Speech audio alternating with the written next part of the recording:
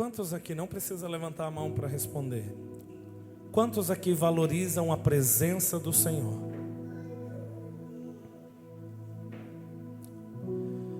É tão interessante que quando Maria e Marta, elas estavam ali e Jesus entra na casa, todo mundo conhece a história. O que Marta estava fazendo? Trabalhando. Qual o problema em trabalhar? Nenhum. Só que quando Jesus ele entra na casa, Maria, ela para o que ela estava fazendo para ir aos pés do Senhor. E era isso que Jesus esperava de Marta também. O problema não é trabalhar. O que nós temos que ter é essa consciência de valorizar a presença do Senhor. Ou seja, quando Ele entra em casa, nós paramos tudo. Quando o Senhor vem, a gente para tudo e se prostra aos pés do Senhor, onde é o melhor lugar de se estar. Quantas e quantas vezes em casa a gente já passou por experiências de estar lavando a louça, estar limpando a casa, cozinhando, ouvindo um louvor, e de repente você está ouvindo e cantando aquele louvor, de repente você começa a sentir aquela presença te tocando. E você começa a sentir que o ambiente ele está ficando cheio da glória, da presença do Senhor. Quantas e quantas vezes a gente vai, desliga ali o fogo, para o que está fazendo, se prostra no chão da cozinha, ali, perto do fogão, ali mesmo, e adora o Senhor. Por quê? Porque como igreja nós precisamos aprender a valorizar a presença. E o mais interessante de tudo é que o Senhor Jesus ele está em todos os lugares. Por meio do Espírito Santo, o Senhor ele é onipresente. Ele está em todos os lugares. Mas Deus ele tem uma graça especial de se manifestar naqueles lugares onde Ele é reverenciado. Ele está em todos os lugares. Mas quando Ele é reverenciado em um ambiente, Ele vem de uma maneira especial. Lá em casa nós temos uma cadeira preta, que é a cadeira de Jesus. Nós nos sentamos à mesa para fazer a refeição e deixamos uma cadeira ali. Pastor, mas isso é meninice, coisa de criança. Se para você é, para nós não. É um lugar de reverência. Senta aqui conosco, Senhor. Fica aqui. Então nós temos no nosso dia a dia que começar a valorizar essa presença. E uma das maneiras que Jesus usava para ensinar, Jesus ensinava muito. Jesus ele ensinava o seu povo todos os dias, por meio das situações do dia a dia. E uma das maneiras que Jesus mais usava para ensinar eram as parábolas. Parábolas. Amém? Tem algumas pessoas que costumam ler e não veem um acento ali e acham que estava falando da parabola, achando que Jesus estava falando de futebol, alguma coisa do tipo. Não, não é a bola. Não era para parar a bola, era parábola. O que é uma parábola? Querido, parábola é a maneira pela qual Jesus explicava verdades complexas, mas de uma maneira simples. Então Jesus ele passava por um campo. Ele usava aquele campo como uma maneira de explicar as verdades eternas por meio do campo. As pessoas entenderiam. E Jesus, por exemplo, você deve se lembrar a parábola da candeia, do servo vigilante, dos 2 servos, do bom samaritano, do credor incompassivo, do semeador. Lembra? O semeador saiu a semear sementes, uma caiu na pedra, outra, né? Entre os espinhos. Do vinho novo em odres velhos, do ladrão da noite, do mordomo infiel, do rico insensato, entre tantas outras. Então esta é uma característica do ministério de Jesus. Ele usava as parábolas como uma maneira de ensino. E eu quero falar um pouquinho sobre valorizar a presença usando uma parábola do Senhor Jesus. Você que trouxe a palavra do Senhor, abra em Mateus 25. Evangelho de Mateus, capítulo 25. Nós vamos ler do 1 ao 13.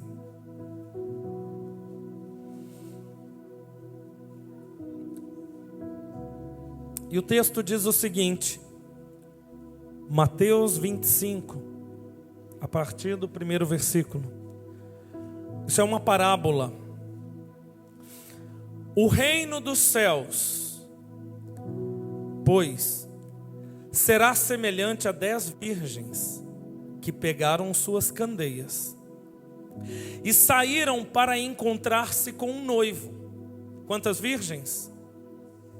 10. 5 delas eram insensatas, 5 eram prudentes. As insensatas pegaram suas candeias, mas não levaram consigo óleo. As prudentes, porém, levaram óleo em vasilhas, juntamente com as suas candeias. O noivo demorou a chegar, e todas ficaram com sono e adormeceram. À meia-noite ouviu-se um grito: o noivo se aproxima, saiam para encontrá-lo. Então todas as virgens, fala comigo, todas as virgens, acordaram e prepararam suas candeias. As insensatas disseram às prudentes: deem-nos um pouco do seu óleo, pois as nossas candeias estão se apagando. Elas responderam: não, pois pode ser que não haja o suficiente para nós e para vocês. Vão comprar óleo para vocês. E saindo elas para comprar o óleo, chegou o noivo. As virgens que estavam preparadas entraram com ele para o banquete nupcial, e a porta foi fechada.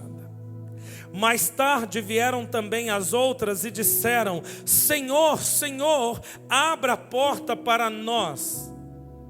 Mas ele respondeu: a verdade é que não as conheço.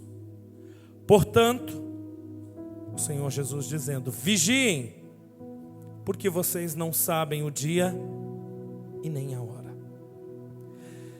Queridos, a localização na Bíblia desta parábola, ela é extremamente importante. A parábola das 10 virgens, ela está posicionada no Evangelho de Mateus, imediatamente após o sermão escatológico de Mateus 24. Quando você lê Mateus 24, você tem um resumo de todo o quadro escatológico do que está acontecendo hoje, daquilo que ainda vai acontecer. E é ali que Jesus colocou o sermão, a parábola das 10 virgens. Logo depois dele falar da sua volta, logo depois dele fazer uma menção escatológica, e especialmente na última parte do sermão, quando você olha o sermão no capítulo 24, ele é dividido em 3 partes. Na última parte, Jesus faz um alerta sobre a separação que haverá por ocasião de sua repentina vinda. Jesus deixa muito claro que por ocasião da sua vinda haverá uma separação. Então entenda, quando Jesus ele acaba de fazer o sermão escatológico e ele começa a usar uma parábola, lembrando que a Bíblia é uma continuidade. Essa divisão de capítulos e versículos, ela foi feita muito mais tarde para facilitar a leitura e o estudo. Mas quando, por exemplo, Mateus, ele pegou e começou a escrever, ele foi registrando tudo em seguida. É uma história que tem um começo e um fim. Esses capítulos, eles foram subdivididos depois. Então entenda, quando Jesus ele ensina usando a parábola das 10 virgens, ele tem como base o casamento judaico, no qual o noivo ele ia tarde da noite ao encontro da noiva. Deixa eu explicar um pouquinho melhor para vocês qual é a estrutura do casamento judaico. E isso ajuda a entender muito sobre a volta de Cristo.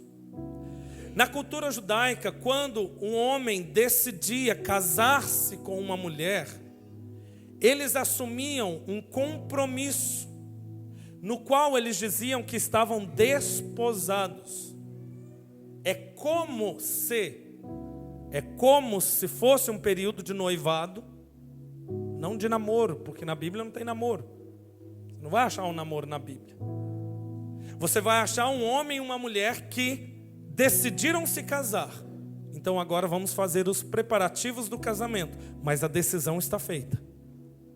Essa ideia de, eu vou namorar e vamos ver se dá certo, se não dá, vamos fazer um teste. Isso não tem um respaldo bíblico.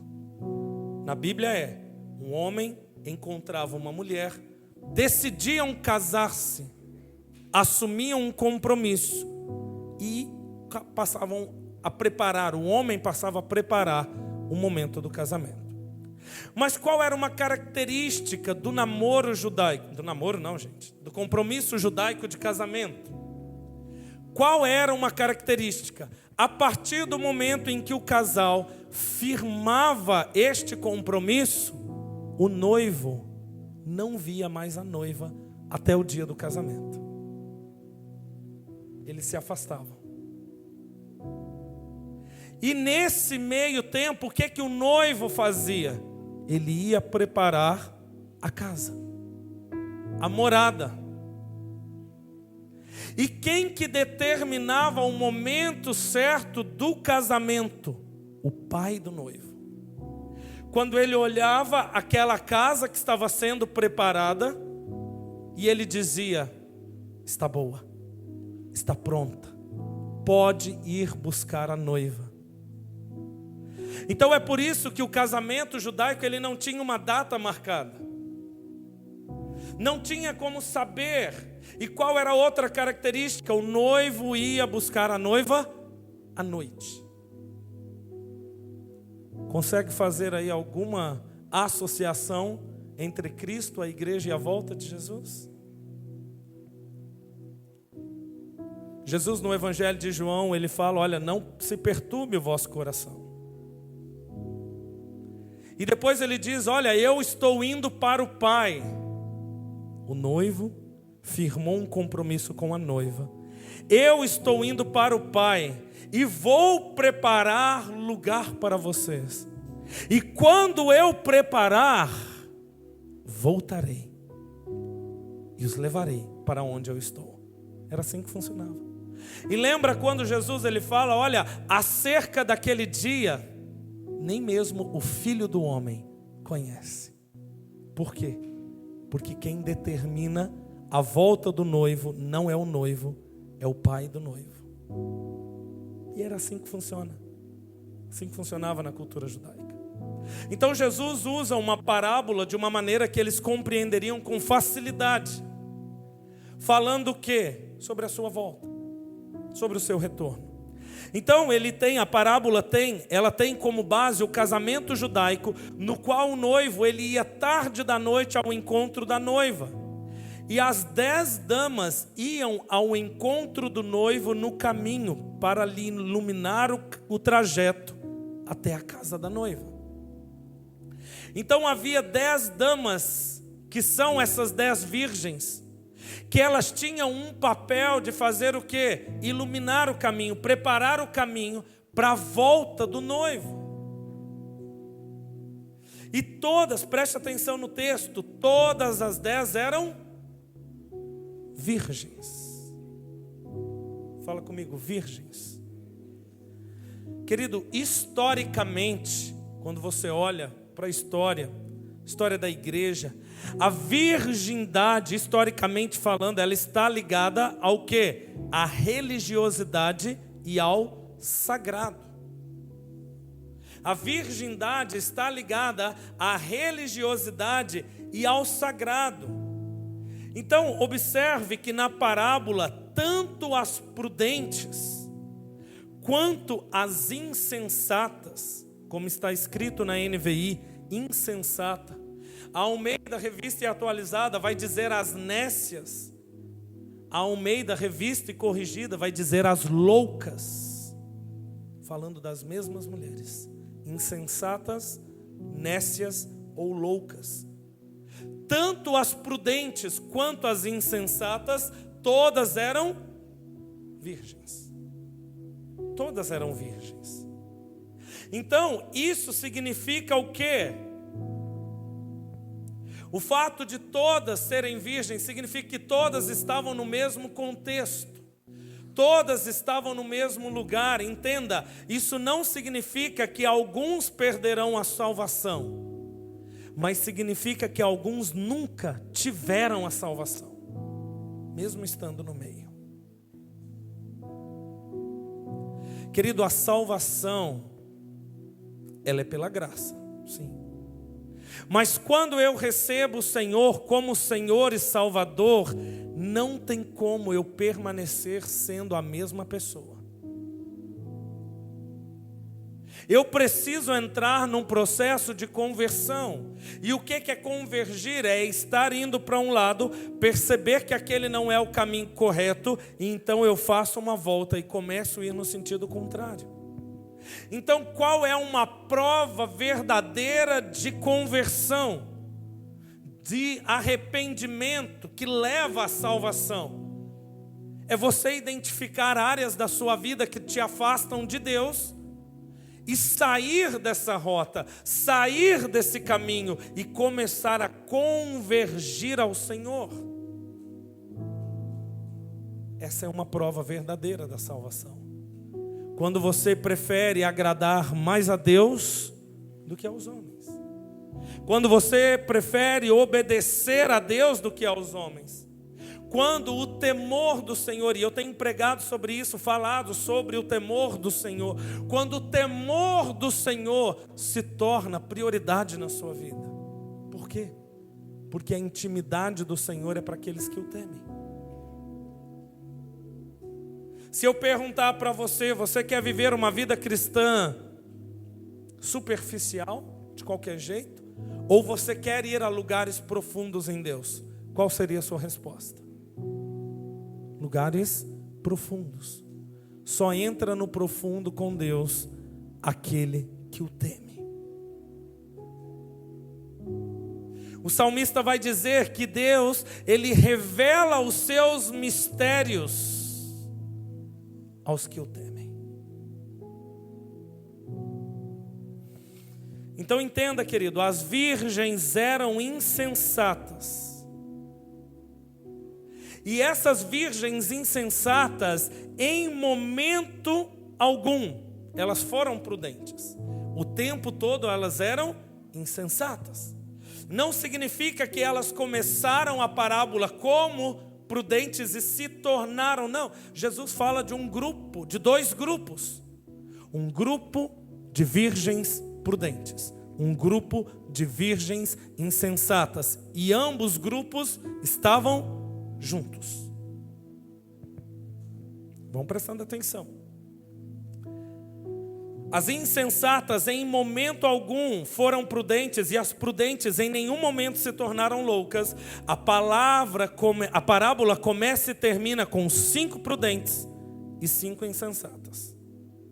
Agora entenda que, se aqui a virgindade, porque eram 10 virgens, se aqui a virgindade se referisse à religiosidade, caso a virgindade se refira a essa religiosidade histórica, como eu mencionei, claramente nós podemos perceber então que tal religiosidade não pode salvar ninguém.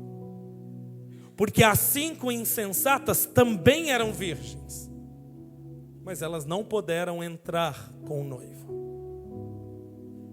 O que eu aprendo aqui, querido?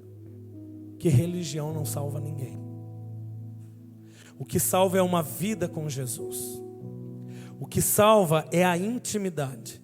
O que nos salva é uma entrega total ao Senhor. E o pior é que existem pessoas que podem estar fazendo tudo conforme manda o figurino da religião e não da vida com Cristo. E isso nos coloca em um lugar de perigo.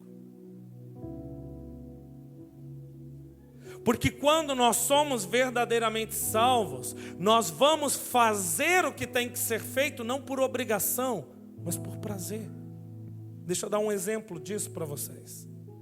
Quando nós olhamos, algumas pessoas costumam perguntar: pastor, o dízimo era da lei, não era? É. Na verdade, o dízimo é anterior à lei. E nós estamos na dispensação da graça, não estamos? Estamos. Eu tenho que continuar dando dízimo? Sim ou não? Deixa eu te ajudar a entender isso. Na época da lei, se você desse 10%, estava tudo certo. E era só seguir o protocolo. Êxodo 20, não matarás, não roubarás, não terás outros deuses. Era só seguir aquilo ali. Só que as pessoas faziam isso por obrigação.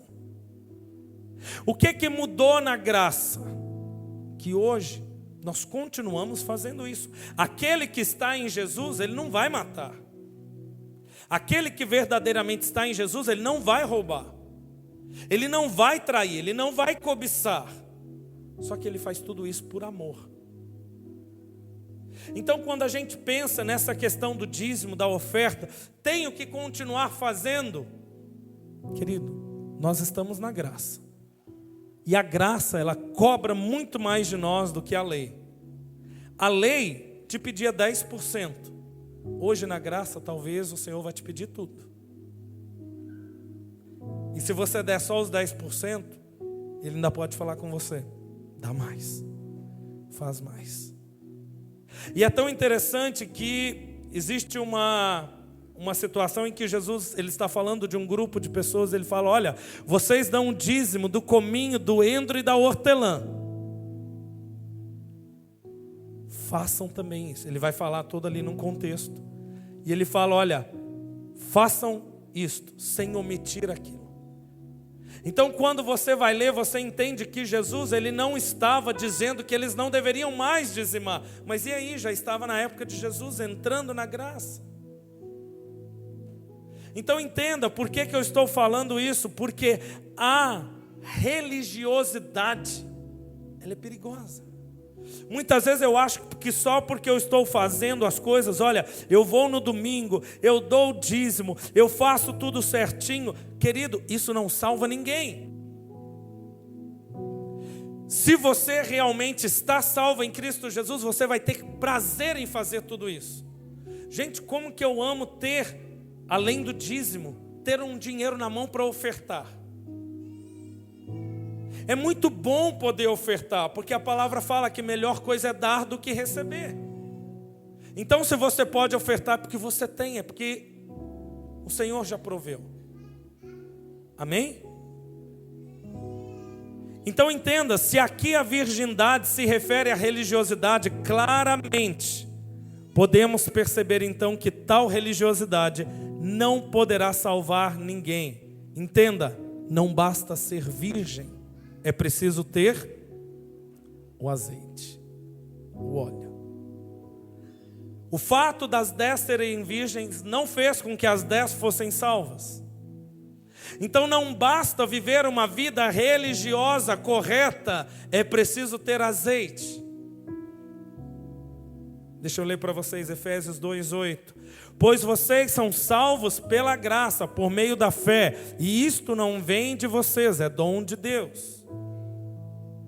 Mas entenda, querido, o óleo e o azeite que Jesus está mencionando, ele está falando da presença do Espírito Santo na nossa vida. Então, não basta eu viver uma vida religiosa em que eu cumpro todos os meus compromissos eclesiásticos, sem valorizar a presença do Senhor. Deus não quer que eu suba aqui e pregue se essa pregação não for carregada do Espírito Santo. Deus, Ele não quer que o pessoal do louvor suba aqui e toque com excelência e cante com excelência, se esse tocar e esse cantar não for regado do óleo do Espírito. Da mesma maneira, Deus não quer que você venha aqui e se sente simplesmente para cumprir um ritual, se a sua vida não estiver cheia do Espírito. É por isso que eu sempre costumo falar, o domingo, a reunião, no domingo ou na quarta ou no convívio, ela vai manifestar aquilo que nós somos em casa. Porque você não vem aqui para se encher do Espírito, você tem que vir de casa cheio do Espírito para derramar sobre este lugar. Quantos estão me entendendo? Então entendam, as insensatas, elas eram virgens, elas tinham lâmpadas, mas elas saíram sem o azeite suficiente. Nós podemos ser pessoas que estão seguindo o Senhor. Nós temos a lâmpada. Qual é a lâmpada? Lâmpada para os meus pés é a tua palavra, Senhor, e luz para o meu caminho. Quantos aqui tem uma Bíblia? Só que esta Bíblia, a Bíblia, o livro, ele não pode te levar para o céu. O que vai te levar para estar com o noivo amado é o quanto do Espírito Santo é derramado na sua vida. E isso eu não posso dar para você. O óleo, o azeite eu não posso dar para você. Quantos estão me entendendo? Então entenda, as aparências enganam. As aparências enganam. As 10 eram virgens, possuíam lâmpadas, e detalhe, as suas lâmpadas estavam acesas. Até aqui estava tudo igualzinho, ou seja, impossível distinguir um grupo do outro. Porém, as insensatas estavam com pouco óleo, e foi isso que fez toda a diferença. E a minha pergunta para você é: qual é o nível de óleo hoje na sua vida? Uma resposta eu sei, sempre pode haver mais. Sempre há espaço para recebermos mais do Senhor. Mas se você olhar para a sua vida como um marcador de combustível num carro, será que você vai dizer: estou cheio do óleo da presença do Senhor? Estou mais ou menos no meio, tenho um quarto, ou estou na reserva? Então entenda, nesse momento em que ambos os grupos tinham as suas lâmpadas e estavam acesas e eram virgens, nesse momento talvez fosse praticamente impossível, de modo humano, separá-las, pois aparentemente eram idênticas. Aparentemente eram idênticas. Realmente é muito difícil conseguir separar aquele que se diz ser cristão daquele que é cristão verdadeiro.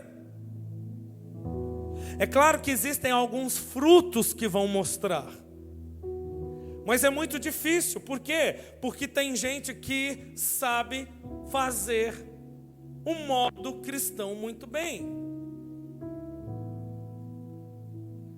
Tem gente que consegue levantar as mãos, cantar, adorar, carregar a Bíblia debaixo do braço, chorar e falar em línguas, mas por dentro está vazio. E aquele que sonda os corações, ele sabe a verdade. Ele sabe como nós estamos.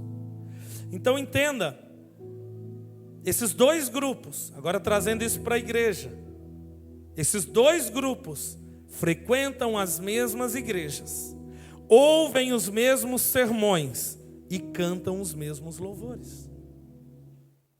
Mas existem dois grupos. E dentre essas pessoas, alguns se destacam e acabam fazendo grandes prodígios. Eles oram fervorosamente, eles pregam eloquentemente, eles curam os doentes, expulsam demônios e dizem levar o nome do Senhor. Eles enganam os homens, mas não enganam a Deus. Amém? E curiosamente, na parábola das 10 virgens, Jesus ele usa praticamente a mesma expressão que ele havia utilizado em Mateus 7, quando ele fala, olha, chegam as pessoas até ele, em teu nome curamos os enfermos, expulsamos os demônios, e ele responde, nunca vos conheci, apartai-vos de mim.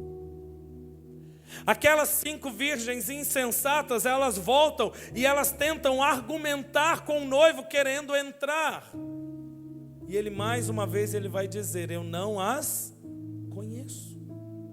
Então entenda, querido, o nosso Deus é justo. E naquele dia, naquele grande dia, não haverá intruso. Não haverá uma pessoa que quer entrar, mas que não estava qualificada para entrar. Não vai haver um penetra, um fura-fila, não vai ter. Naquele grande dia, quando nos encontraremos com o amado das nossas almas, Ele separará. Ele separará. Uma outra característica das insensatas, as lâmpadas apagaram. Então, se por um lado, inicialmente, é muito difícil perceber quem são os prudentes e quem são os insensatos, vai haver um momento nessa caminhada em que essa diferença se torna duramente visível. Por exemplo, outra parábola de Jesus, a parábola do trigo e do joio. Não sei se vocês já tiveram a curiosidade de ver as duas plantas. Elas são praticamente idênticas. São 2 tipos de grãos. Dão o mesmo tipo de planta. E o que Jesus orientou? Não tire o joio. Aquele joio que o inimigo saiu a semear no meio do trigo. Não tire o joio. Por quê? Porque se você for tentar tirar o joio, você corre o risco de arrancar junto o trigo.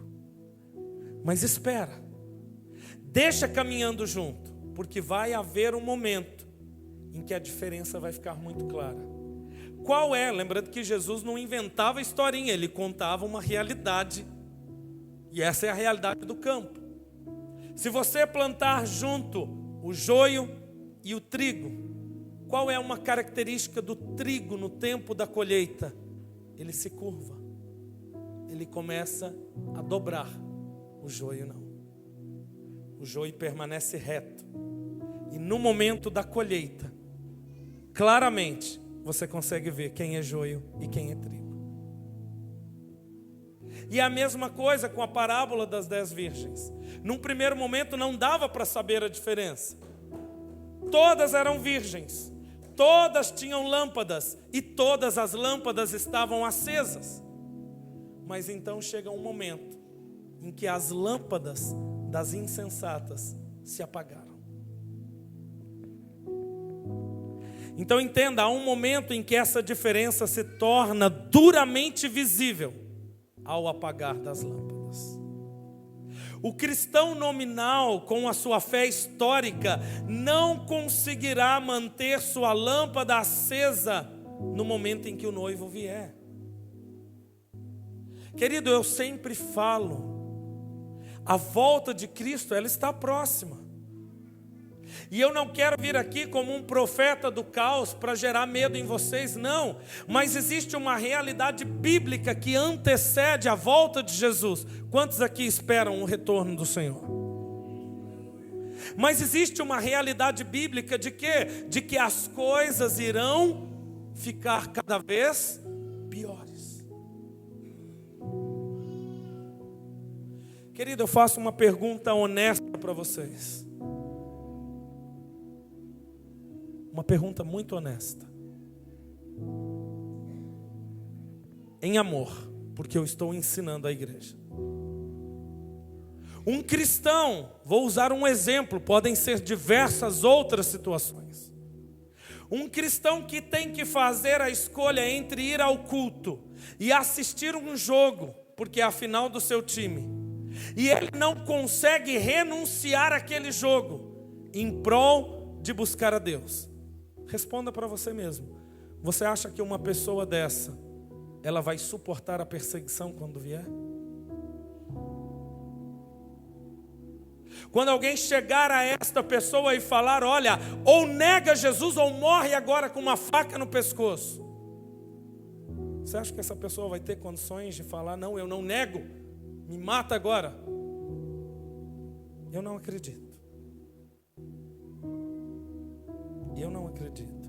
Então entenda, vai haver um momento, como eu estava dizendo, o cristão nominal com sua fé histórica não conseguirá manter a sua lâmpada acesa no momento em que o noivo vier.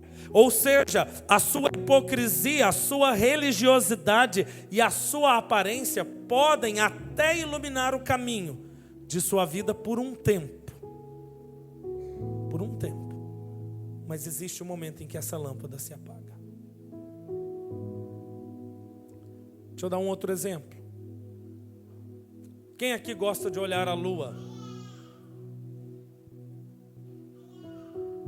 É lindo olhar para a lua, né? Lembrei da piadinha da lua.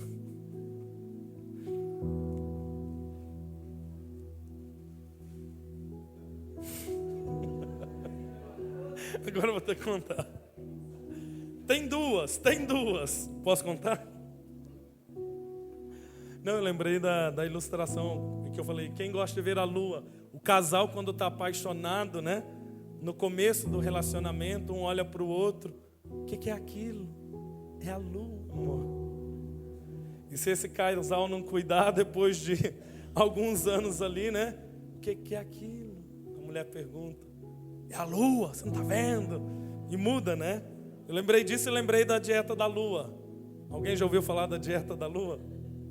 Eu perguntei uma vez para um pastor lá do Mevan. Falei, e aí, tá fazendo dieta? Ele falou, tô. Falei, qual dieta? A dieta da lua. Eu, uai, como que é? Ele falou assim, eu como tudo, menos a lua. Era a dieta dele. Só para descontrair, que vocês estão muito tensos. Deixa eu dar um exemplo. Quando nós olhamos para a lua durante a noite, ficamos admirados por sua luz, não é? O brilho. Rodrigo e Lu, eles moram numa zona rural. Noite de lua cheia, céu limpo, não é maravilhoso ver? Ilumina o caminho. Ilumina o caminho, você não precisa de luz. E a gente fica impressionado de ver aquele brilho. Mas logo de manhã, a verdade se revela. E qual é a verdade? A lua não tem luz própria. Ela reflete a luz do sol. Aquela que à noite brilha, chama a atenção, num determinado momento, ela revela a verdade, ela não tem luz própria. Então entenda, a fé histórica, ela é desse jeito. Ela brilha por um tempo, mas ela nunca terá brilho definitivo da verdadeira fé salvadora. Uma outra característica, o azeite é pessoal. Fala comigo, o azeite é pessoal. Sabe o que significa isso? Que a sua busca a Deus, a unção que Deus derrama na sua vida, você não pode compartilhar com ninguém. O azeite, ele é pessoal. Esse azeite, a presença do Espírito Santo, não se pode dividir. É pessoal e suficiente apenas para os prudentes que o têm. Então não adianta, quando o Senhor vier, você querer agarrar na mão de pessoas que nunca quiseram levar uma vida séria com o Senhor, comprometida, e dizer, vamos junto comigo, vamos junto, vamos, eu te empresto o meu azeite, eu te empresto os anos que eu orei, eu te empresto os jejuns que eu fiz, o preço que eu paguei eu te empresto. Não vai funcionar. Porque o azeite é pessoal. E novamente eu te pergunto, como está o seu nível de azeite da presença do Espírito Santo hoje à noite? Queridos, o azeite não pode ser obtido por esforço humano. Dinheiro não compra a presença de Deus. Trabalho no ministério não compra a presença de Deus. Não é porque eu faço muito que eu vou ter a presença de Deus. Isso não é desculpa para não se trabalhar na obra de Deus, entenda. Só que não é pelo nosso trabalho, não é pelo nosso mérito, não é pelo nosso esforço. Então entenda, talvez as virgens loucas e insensatas da palavra não levaram consigo azeite porque acharam que o noivo viria rapidamente.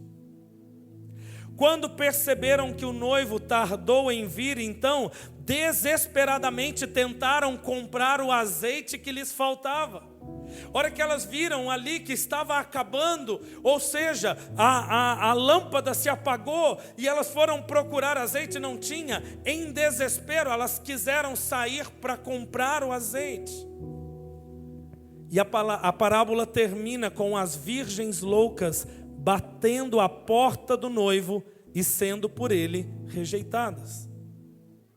Pode ser que elas queriam mostrar que se esforçaram para estar ali, correram em busca de azeite para que pudessem participar das bodas, mas seus esforços nada puderam fazer por elas.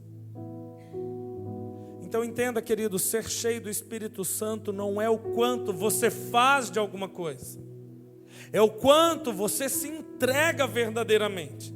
Não está no serviço, eu falei isso desde o primeiro momento que nós pisamos aqui no Mevan Santa Rosa. Qualquer ministério da igreja em que a liderança não estiver apta para liderar, estiver passando por alguma situação, a gente para o ministério, sem problema algum, trata a pessoa. Pastor, mas e se não tiver louvor na igreja? Bota um CD. E se não tiver como dar aula para as crianças? Fica no templo. E todos os outros ministérios, estou dando exemplos. Por quê? Porque não basta fazer. A gente precisa ser. A gente precisa ser. Então é por isso que toda vez eu falo, e quem tem caminhado de perto conosco, aqueles que têm vindo sentar à nossa mesa, sabe da nossa sinceridade, a gente pergunta mesmo, como está a vida? Como está a vida conjugal? Como que está essa área? Como que está aquela área? Por quê? Porque não adianta a aparência, gente. E isso é de todos, inclusive de mim. Inclusive de mim. Não adianta a aparência. Não adianta a aparência de piedade. O que o Senhor, que nos conhece, que olha para dentro de nós, é Ele quem sabe o nosso nível de busca a Ele. É por isso que eu, como pastor aqui dessa comunidade, eu tenho estimulado cada um de vocês, vamos orar mais, vamos jejuar mais, vamos ler mais a palavra. Pastor, eu não estou bem para ministrar, não estou bem para liderar. Vamos entender o que está acontecendo. Para por um tempo, depois volta, mas busca o Senhor. Por quê? Porque é somente essa busca, por meio dessa entrega, dessa busca ao Senhor, não ao serviço, que o azeite vai vir. Que o azeite vai vir. Então entenda, a prudência e a vigilância, todas adormeceram, tanto as prudentes quanto as insensatas. Porém, isso quer dizer que a prudência não está relacionada ao sono, mas ao fato de ter ou não o azeite. Por que que ambos grupos adormeceram? Porque o noivo demorou. Na nossa concepção humana, Jesus está demorando para voltar? Na nossa concepção humana, eu diria que sim. Já se passaram 2000 e tantos anos. E os discípulos de Jesus esperavam a vinda dele desde a época da igreja primitiva. Então, parece que está demorando. Pode ser que Jesus volte nos próximos 10 anos? Sim. Pode ser que Jesus leve mais 50 anos para voltar? Sim. A minha pergunta é: você vai ter azeite suficiente para esperar? Até o momento do encontro? Você vai ter azeite para continuar queimando diante do Senhor até que Ele venha? Então entenda, a lição principal dessa parábola é o mandamento de vigiar. Nós, como cristãos, precisamos vigiar. Mas é vigiar a sua vida, não é a vida do outro. Não é para vigiar a vida do outro. É vigiar a sua vida. Cuidar. Se analisar. Se você perceber, pastor, eu estou muito carnal. Estou muito carnal. Quando eu falo carnal, não significa que a pessoa esteja em pecado. Muito carnal, assim, ela está com a tendência a aflorar as coisas da carne. Por quê? Porque o Espírito está diminuindo. O que você tem que fazer? Buscar mais do Espírito. Mergulhar mais no Senhor. Então entenda, a vigilância prudente é aquela que nos prepara para uma longa espera. É fácil esperar pouco tempo. É fácil esperar pouco tempo. Você marca com uma pessoa 4 horas, ela chega 4:01. Tranquilo, esperou 1 minuto. Você marca 4 horas, ela chega 5:30. A demora da volta de Cristo separa os prudentes dos insensatos. Então nós precisamos investir tempo na presença para estarmos cheios de azeite e preparados para a chegada do noivo. Preste atenção no que o pastor de vocês vai falar para vocês. Quantos aqui têm orado ao Senhor? Você precisa orar mais. Quantos têm lido a palavra? Você precisa ler mais. Quantos têm jejuado? Você precisa jejuar mais. Então tudo que nós fazemos para nos preparar para a volta do Senhor, sempre podemos fazer mais. Quanto mais preparados estivermos, mais fácil vai ser suportar. Por exemplo, nós pegamos aqui, vamos pegar o Jonas como exemplo. A gente bota ali uma linha para fazer uma rua, para se fazer uma corrida ali, uns 100 metros rasos. Vamos correr 100 metros. Talvez eu consiga bem. Talvez. Apesar do porte físico, eu consigo correr bem num espaço curto de tempo. Agora vamos correr uma maratona. Tantos e tantos quilômetros, que se demora horas. Quem vocês acham que vai aguentar melhor? Pode falar. Obrigado, amor. Por isso que eu te amo, querida. Querida. É claro que é aquele que tem mais preparo, mais condicionamento. E mesma coisa espiritualmente. Quem que vai suportar esperar até Jesus voltar? Se isso levar 5, 10, 15, 20, 30, 50, 100 anos. Aquele que vigiar e se preparar. Amém? Então entenda, não é possível desenvolver a intimidade se não passarmos tempo juntos. Vou repetir. Não é possível desenvolvermos a intimidade. Quem aqui quer ser íntimo do Senhor? Mas não é possível desenvolver a intimidade sem passar tempo junto. Por exemplo, eu e minha esposa. Antes eu trabalhava fora, ela trabalhava fora, a gente tinha os horários em que a gente estava junto. De alguns anos para cá, nós temos o privilégio de estarmos juntos 24 horas por dia. Só quando um sai para resolver uma coisa ou outra. Mas o tempo todo a gente está junto. O que a gente desenvolve? Intimidade. E quando você tem intimidade, basta uma olhada, você já sabe. Você já percebe. Às vezes eu chego em casa, estaciono o carro, a hora que eu ponho o pé na porta, ela olha para mim: o que aconteceu, amor? Eu não falei nada. Eu nem entrei em casa. O que aconteceu, amor? Por quê? Resultado da intimidade. Mesma coisa os maridos, têm que aprender a entender os sinais da esposa. Amém? Quem aqui que às vezes a esposa dá uns sinais e você não entende na hora? Estão desconectados. A mulher está olhando ali, simbolizando algo, sinalizando algo, tipo assim: não fale isso, não faça isso, e o homem não percebe. O que precisa? Gastar tempo junto, intimidade, aprender a conhecer. Eu quero finalizar com um texto de de João capítulo 1. João 1:10. João 1:10.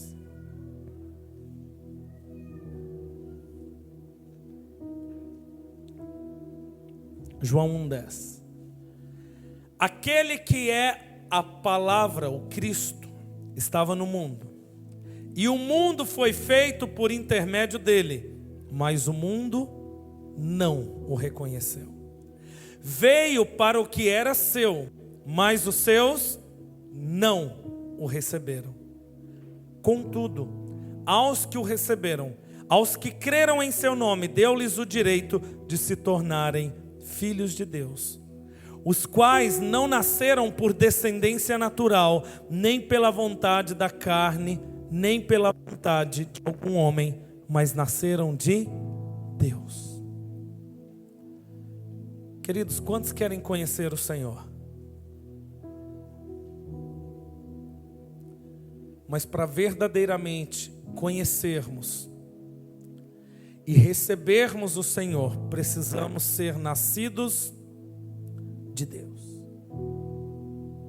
Pastor, como que eu nasço de Deus? Me entregando a Jesus, me entregando a Ele, decidindo ser uma nova pessoa, uma nova criatura em Deus. Amém? Quantos recebem essa palavra? Se coloque em pé em nome de Jesus, louvor.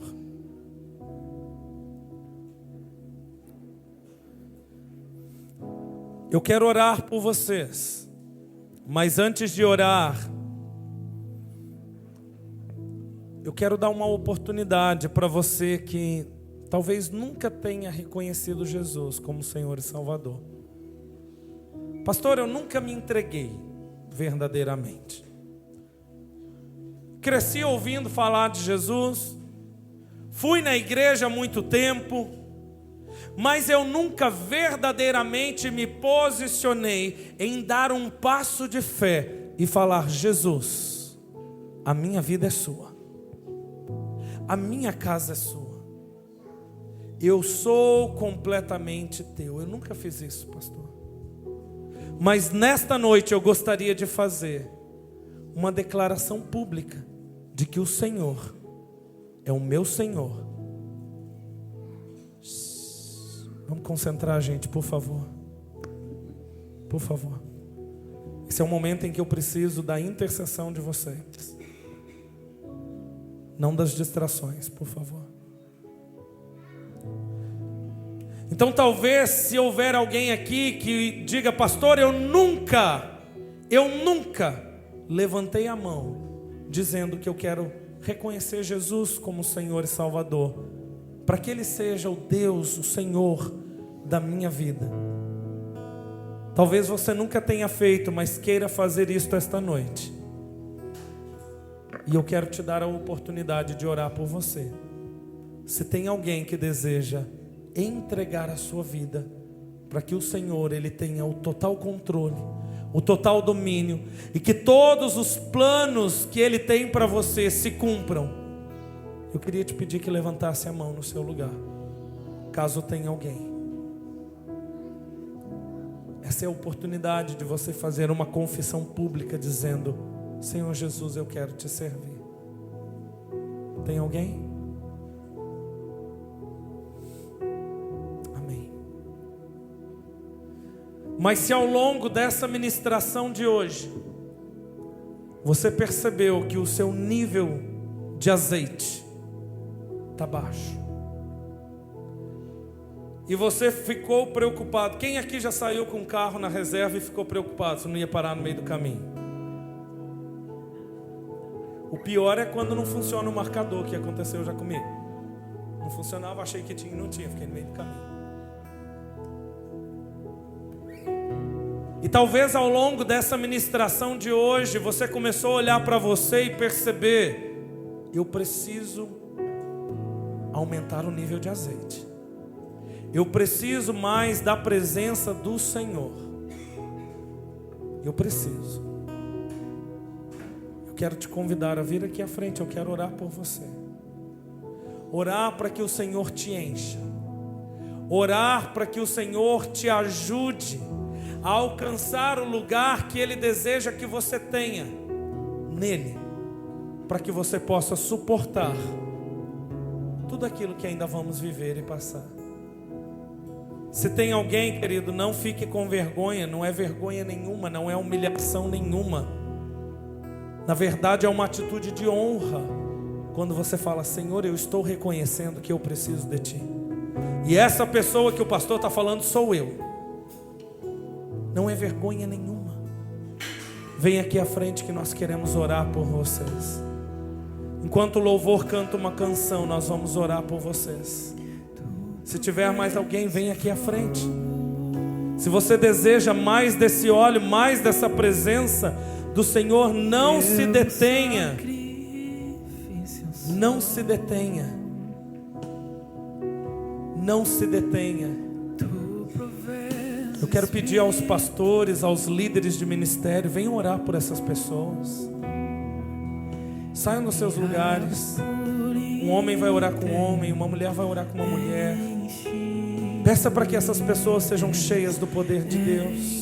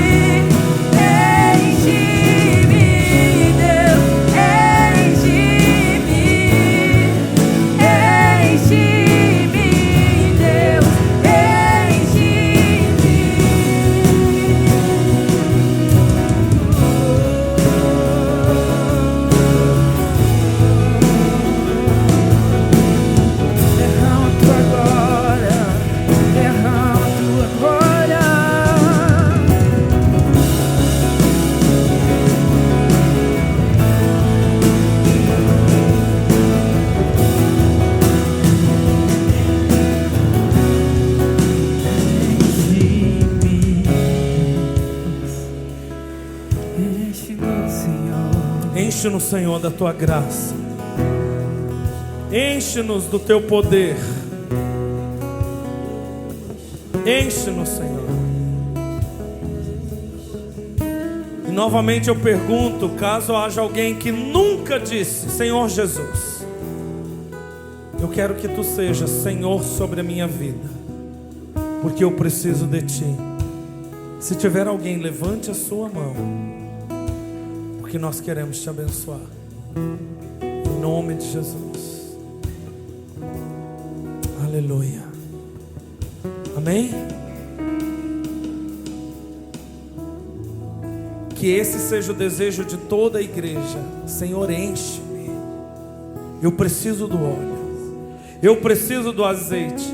Quando você estiver orando ali no relógio de oração, queridos, o relógio de oração não acabou.